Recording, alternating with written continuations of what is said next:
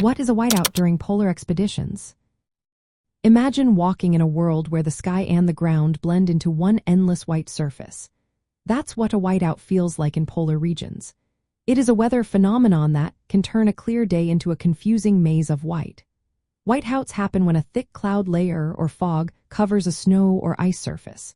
The overcast sky and snow reflected the same bright white, making it impossible to tell where the ground ends and the sky begins. This causes a loss of contrast and makes it hard to see any landmarks or terrain features. During a whiteout, the horizon disappears completely.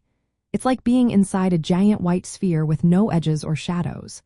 For explorers and travelers, this can be very disorienting. Depth perception vanishes, and they can easily lose their sense of direction.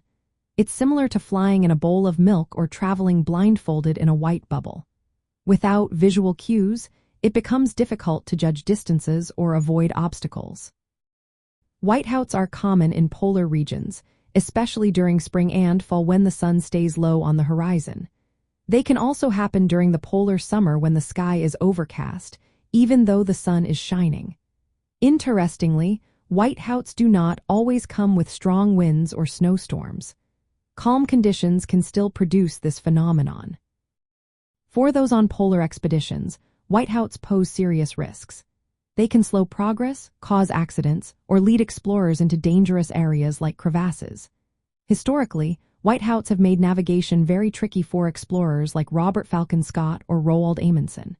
To stay safe, they use tools like compasses, maps, and later, GPS devices.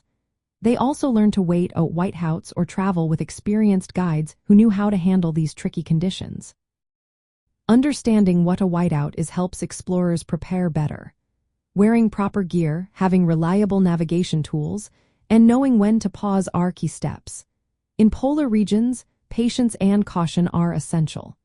Whiteouts reminded us how extreme and unpredictable these environments can be, and how important careful planning is for safe exploration.